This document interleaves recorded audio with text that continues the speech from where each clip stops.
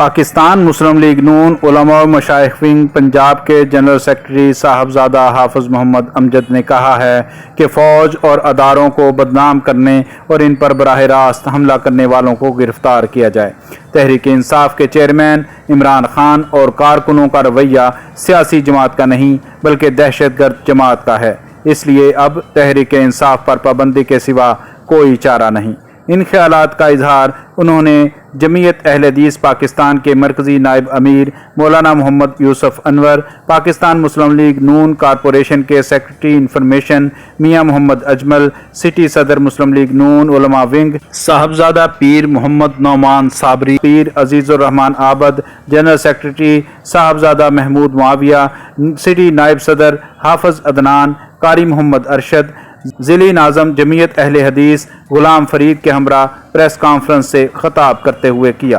انہوں نے کہا پی ٹی آئی لندن کے نام نہاد پارٹی کارکنوں کی جانب سے پاک فوج کے خلاف ہرزہ سرائی اور غلیظ زبان استعمال کرنے کی قطعاً اجازت نہیں دی جائے گی۔ Army chief general Asim Munir اور سیکورٹی ادارے پر تنقید محب وطن نہیں کر سکتا۔ پہلی دفعہ آرمی چیف کی میرٹ پر تقرری ہوئی۔ انہوں نے مزید خطاب کرتے ہوئے کہا نفرت انگیز گفتگو کی گئی ہے، یہ کوئی بھی محب وطن پاکستانی نہیں کر سکتا۔ پاکستان کے 22 کروڑ لوگوں کے دلوں میں پاک فوج کے لیے دل دھڑکتے ہیں۔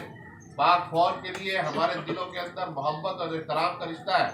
پاک فوج کے خلاف جو نفرت انگیز کی تحریک انصاف نے کارروائیاں سوشل میڈیا پر شروع کی ہے، ہم حکومت سے مطالبہ کرتے ہیں کہ اس فاشسٹ لیڈر عمران خان کو پابند سراسر کیا جائے اور تحریک انصاف کو کالعدم قرار دیا جائے۔ جو پاکستان کے آئین اور قانون کو نہیں مانتے، وہ جماعت کو پاکستان کے آئین اور قانون کے مطابق وزیر اعظم بننا چاہتی ہے، یہ کتنے افسوس کا مقام ہے۔ 22 کروڑ لوگوں کے دل زخمی ہے آج کہ تحریک انصاف نے جو ظلم اور زیادتی کی ہے اس ملک کے ساتھ، جس نے اس کو عزت دی تھی، جس نے ان کو مقام دیا تھا اور سب سے اعلیٰ ترین اقتدار پر بٹھایا تھا، آج اسی فوج کے خلاف اور عوام کے خلاف۔ کیمرہ مین محمد طیب کے ساتھ ذکر سید، فیصل آباد۔ ڈی میڈیا نیوز چینل کو لائک کیجیے، سبسکرائب کیجیے اور بیل آئیکن کو آن کیجیے۔